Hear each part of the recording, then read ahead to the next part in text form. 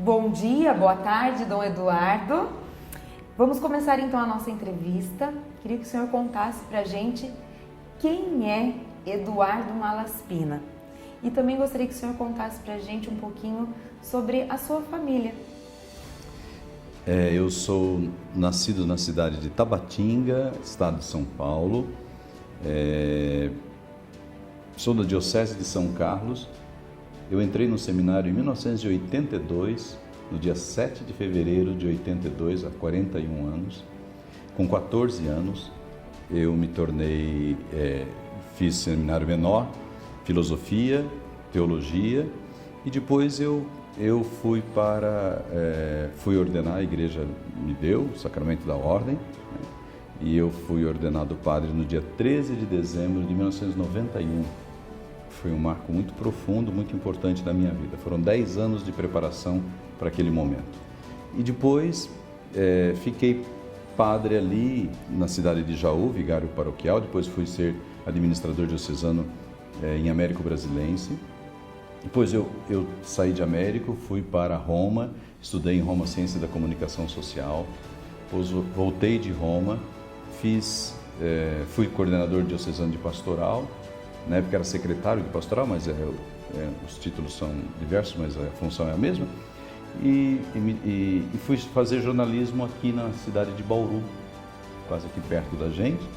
Fiz jornalismo ali e depois do jornalismo assumi uma paróquia em São Carlos, paróquia São Nicolau de Fli, por 17 anos. E depois, nesse ínterim, eu fiz também teologia pastoral, mestrado em teologia pastoral, estudando em São Paulo e trabalhando em São Carlos, e fui coordenador de pastoral depois novamente, fui chanceler do bispado também, então essa foi minha trajetória. Em 2018 eu fui escolhido pelo Papa Francisco para ser bispo auxiliar, mas bispo auxiliar da minha diocese, para bispo auxiliar de Dom Paulo César, que hoje é cardeal de Brasília. E aí fui ordenado bispo no dia 1º de maio de 2018. Então me tornei bispo e 4 anos e pouco que sou bispo auxiliar de São Carlos. Dom Paulo César foi para Brasília, eu fiquei como administrador diocesano na Diocese de São Carlos, e depois me tornei auxiliar novamente de Dom Luiz Carlos, que chegou proveniente de São Paulo, na nossa Diocese de São Carlos. E no dia 12 de dezembro, o Núncio Apostólico me liga para dizer que o Papa Francisco tinha me nomeado para bispo da Diocese de Itapeva. Muito bom. E a sua família? Conte um pouquinho sobre ela. Minha família mora em Tabatinga, um irmão os sobrinhos moram em São Carlos, mas boa parte da minha família mora em Tabatinga. Meu sobrenome é Malaspina, a minha família na verdade é italiana, os meus antepassados eles vieram, como muitos vieram da Itália, da região de Mantova, né?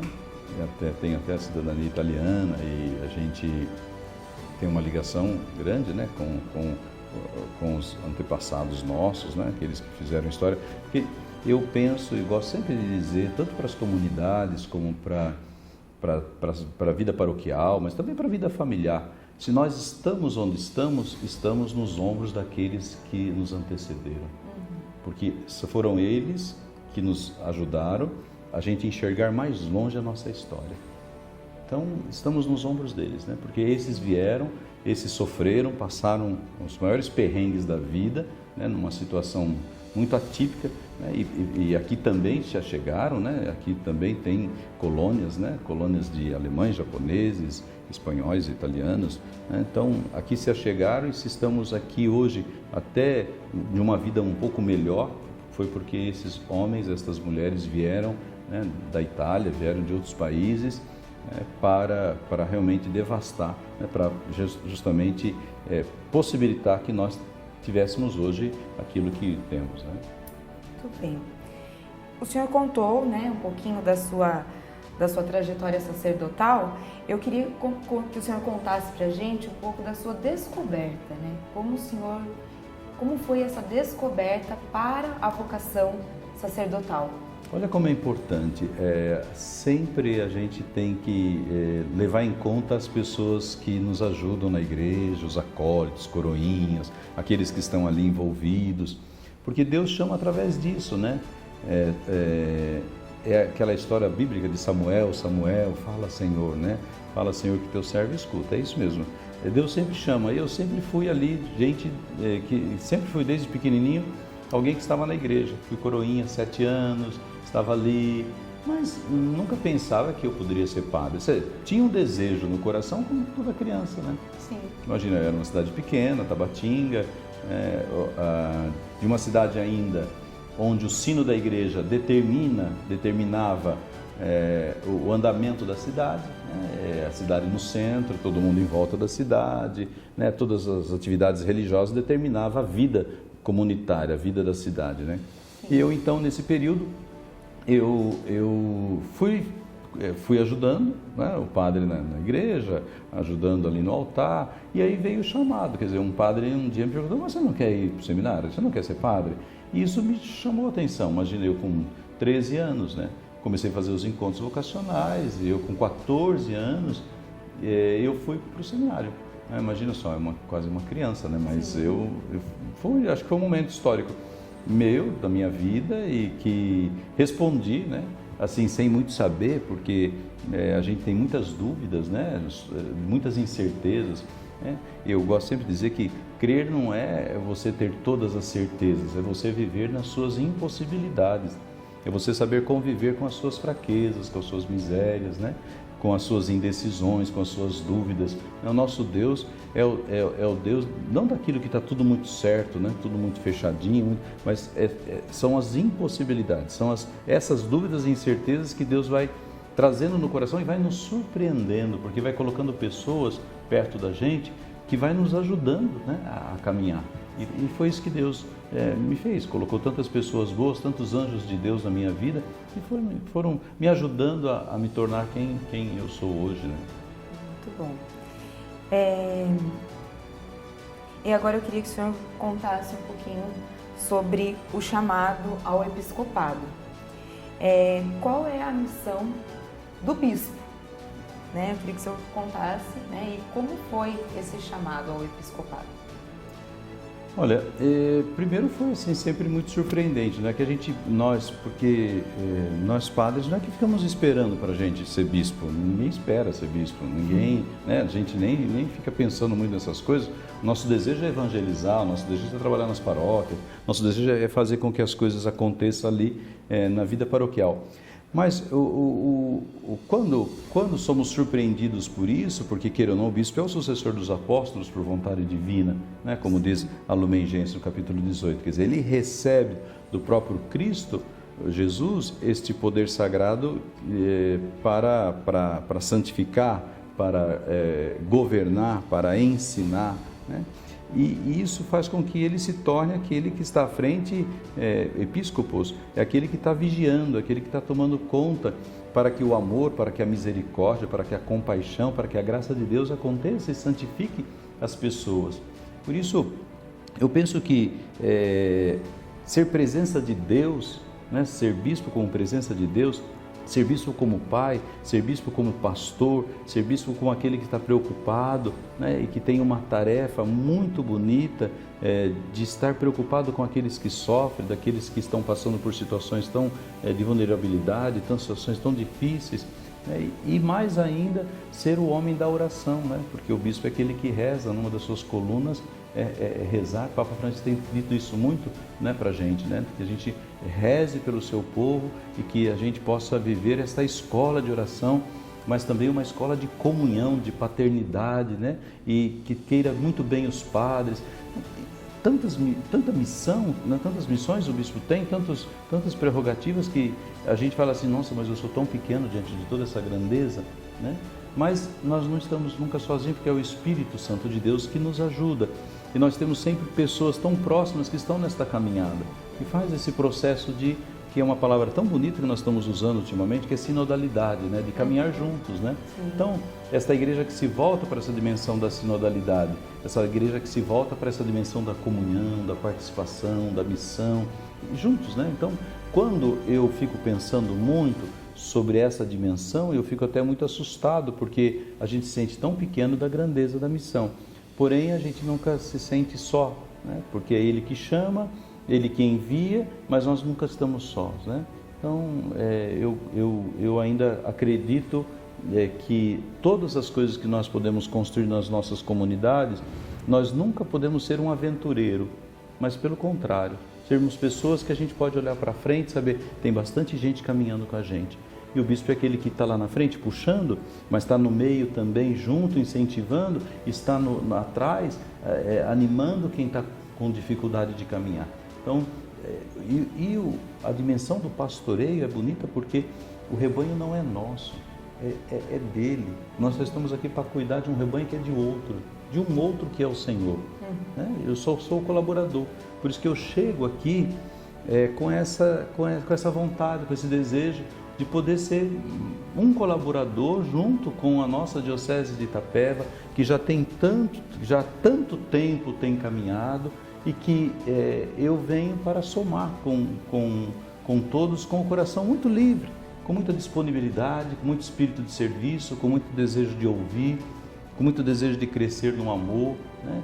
E de contribuir de alguma forma através do meu ministério. Cada um no seu serviço, cada um no seu ministério, eu no meu ministério episcopal, os padres que fazem um serviço de forma tão silenciosa, mas fazem tão bem para tanta gente e que não se tem notícias em grandes jornais, mas estão ali como uma formiguinha fazendo tão bem para tanta gente no ministério deles, depois em tantos outros serviços como vocês aqui, né, nessa dimensão bonita da comunicação, enfim, o pessoal da liturgia, o pessoal que trabalha nas pastorais sociais, nos movimentos, o pessoal que tem um povo que reza, né? É bom que tem muita gente que tem que rezar mesmo, né? Para que o mal e a maldade não cheguem perto da gente. Enfim, cada um neste mosaico, compondo este mosaico tão bonito, e quando falta uma pedrinha do mosaico, fica lá um buraquinho que todo mundo vai notar, mas parece que faltou alguma coisa, porque faltou ali a dimensão do nosso serviço, da nossa entrega.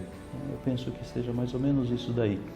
E eu também acredito que o bispo é o homem da pregação, da palavra, né? Não pode perder nunca a oportunidade de falar da palavra de Deus, de nosso Senhor Jesus Cristo. Nunca proclamar-se a si mesmo, né? Mas sempre proclamar aquele que é o nosso Mestre e Senhor. Né? E fazer da comunidade, fazer da diocese uma igreja discípula missionária. E esse é a grande tônica hoje que nós estamos vivenciando na nossa igreja, nesse espírito de sinodalidade. Legal. E a nossa diocese te acolhe com muito carinho, né? A gente estava esperando muito pela sua chegada.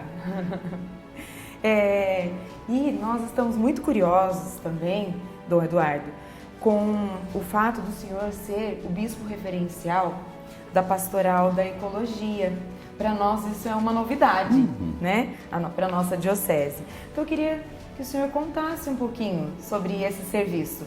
Olha, a Pastoral da Ecologia, entre todas as pastorais, ela tem uma missão muito bonita que é de evangelizar, né? É preciso que haja um canal de discussão com todos os cristãos na dimensão de adotar escolhas corajosas e fortes também da aliança entre o homem e a terra. Na verdade, essas palavras não são minhas, essas palavras são do Papa Bento XVI. Essa coragem de poder a gente conversar um pouquinho, anunciando o Evangelho, mas salvaguardando a criação, que é um dom de Deus, que é um presente de Deus para todos nós. E aí, não vamos romantizar a questão da criação. Não é a gente lembrar que a pastoral da ecologia é cuidar de árvore e de animais, né? Ela tem uma dimensão muito bonita que chama Pastoral da Ecologia Integral, que significa que o meio ambiente, na nossa relação com o meio ambiente, passa aí o homem e o homem todo. Então é a valorização, evangelizar, lembrando que este homem, ele precisa estar bem, ele precisa estar integral, né, para que ele possa também ter uma boa relação com aquilo que o rodeia. Por isso, então, defender e preservar ecologicamente, de forma equilibrada, o meio ambiente, mas também criar essa consciência ambiental capaz de promover a vida, né, evangelizar através de ações sustentáveis para que dentro e fora da igreja aconteça o equilíbrio ecológico, né? E olha só, estudar os documentos à luz, né, da questão socioambiental, e aí um grande documento é Laudato Si, né, que a gente, quem gosta desse assunto, e se você gosta desse assunto, a primeira coisa que você tem que fazer é começar a ler a Laudato Si. Acho que essa é a primeira coisa que tem que fazer, porque a Laudato Si, o Papa Francisco nos aponta algumas coisas muito interessantes, que depois numa outra hora a gente pode conversar sobre isso, mas também educar e incentivar políticas públicas com relação ao meio ambiente. A gente tem que estar atento a isso, né? E no caso nosso aqui do estado de São Paulo, nós estamos no empenho de um projeto sobre água, fonte da vida. Nós estamos estudando e formando lideranças nas várias sub-regiões pastorais, nas províncias, nas várias sub-regiões, e aqui Sorocaba é a nossa sub-região, né? Para que as pessoas possam, elas estarem gabaritadas para debruçar sobre a questão da água como fonte da vida. E aí, incentivando justamente, promovendo em todos os sentidos esta dimensão do homem integral, né, da saúde, do bem-estar, da sua relação com o meio ambiente. Olha, é um tema vasto, é um tema amplo, porque quando falamos de ecologia, a gente só pensa em coisa verde, em árvore e animalzinho, né? Então, mas não é nada disso, quer dizer, é essa bendita casa comum que é a nossa responsabilidade. Todos nós temos uma responsabilidade pela nossa casa comum, e começa do lixo que você separa na sua casa. O que você manda para o lixo, né? Aquilo que é possível ser reciclado, aquilo que não é possível ser reciclado, aquilo que é lixo orgânico, ou das nossas quermesses que fazemos tanto, e aonde vão os nossos lixos nas nossas quermesses. Olha lá, né?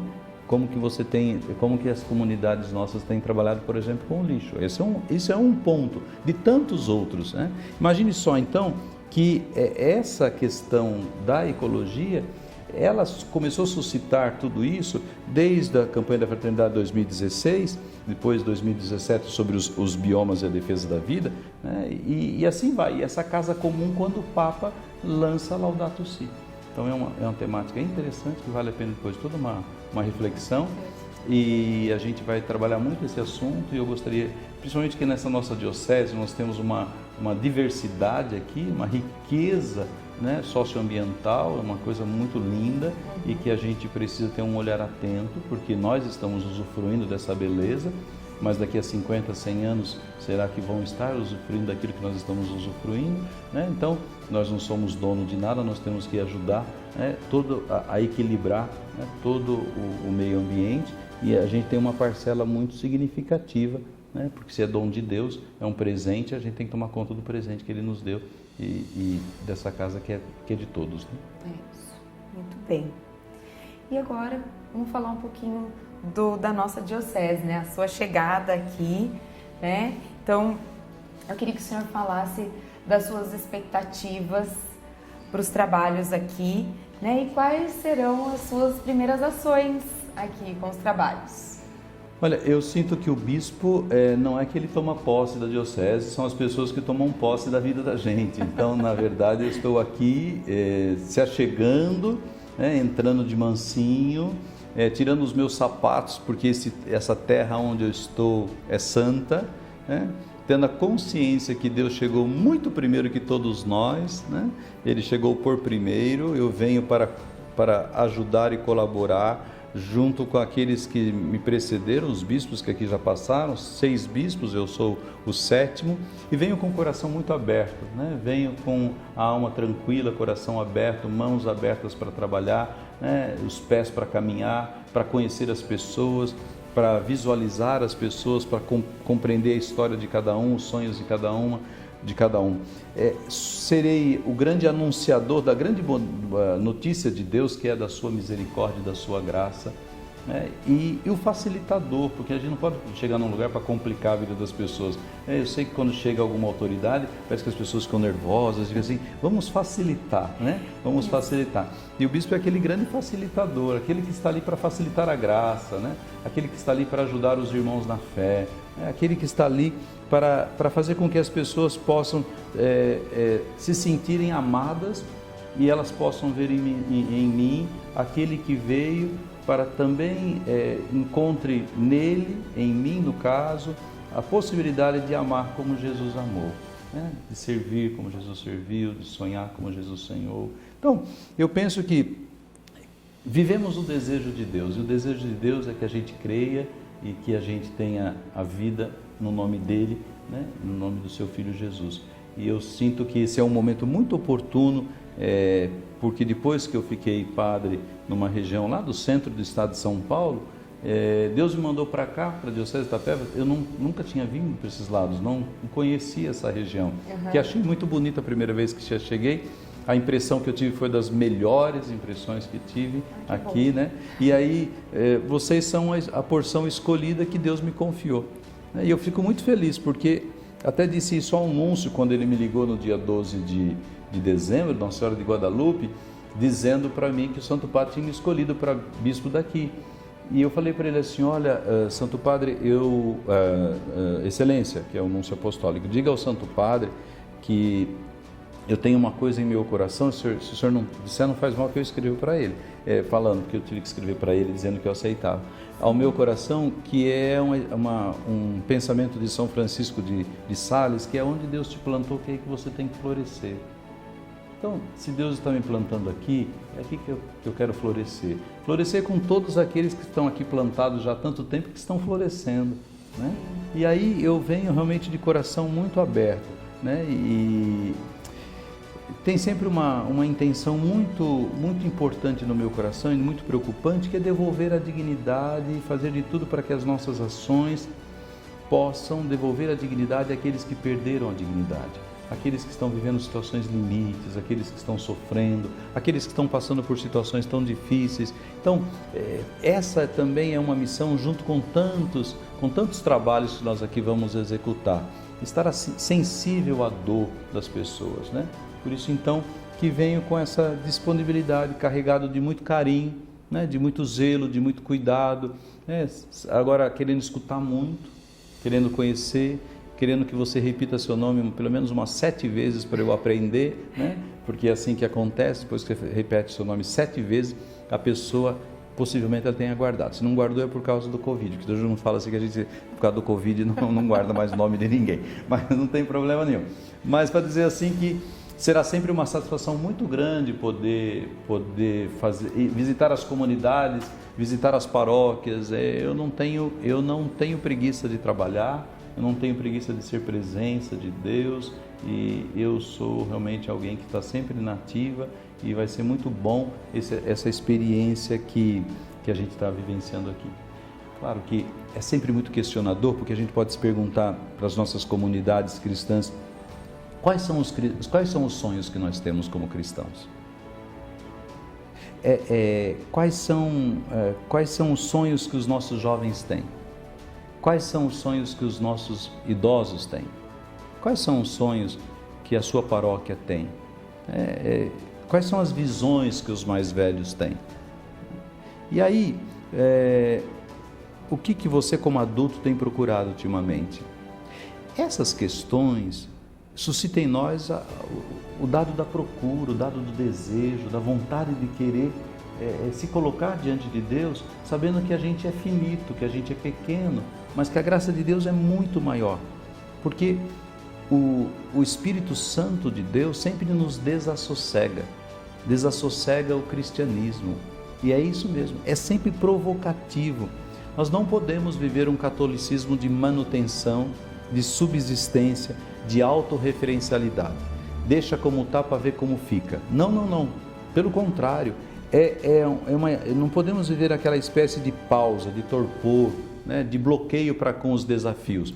Não, o Espírito Santo vai desassossegando a gente por dentro e a gente tem que fazer alguma coisa sempre. Tem sempre alguma coisa para ser feita, sempre novo, sempre renovado, de forma nova e renovada. Por isso que o Espírito Santo nos ajuda a ser teimosos. Ele tem que ser teimoso. A teimosia faz parte do processo. E a gente mesmo que, se o caminho está por aqui, não deu muito certo, vamos fazer a dimensão da teimosia. Vamos voltar e vamos por aqui, porque talvez por aqui o caminho está certo. E assim a gente vai fazendo, assim a gente vai vivenciando. Muito bom. Então encerramos por aqui a nossa entrevista. Eu agradeço ao Dom Eduardo, por esse momento aqui. E é isso. Obrigada, Dom Eduardo. Agradeço imensamente. Eu os convido a vivenciar essa experiência junto com a gente nesse processo, nesse momento que Deus nos dá.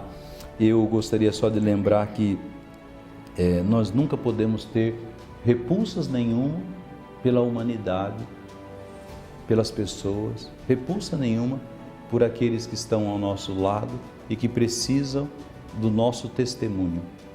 E se tem uma coisa bonita que o Senhor nos pede nesses últimos tempos, através do Papa Francisco, é que a alegria seja o nosso quinto evangelho. Mateus, Marcos, Lucas e João são os 4 evangelhos escritos, mas que a alegria seja o nosso quinto evangelho e que as pessoas sejam contagiadas pela nossa alegria. São Francisco de Sales diz uma frase muito bonita que uma gota de mel atrai muito mais abelhas do que um barril de vinagre. E é isso mesmo. Uma gotinha de mel da nossa alegria atrai muito mais gente para fazer a experiência da caminhada das nossas comunidades cristãs do que um barril de vinagre. E que a gente não se esqueça que a humanidade faz parte e a gente não tem nenhuma repulsa por ela. Pelo contrário, aqueles que o mundo não querem saber, os preteridos do mundo, esses são os preferidos de Deus, são os preferidos das nossas comunidades, são os preferidos daqueles que são anunciadores do Evangelho. Que Deus nos abençoe.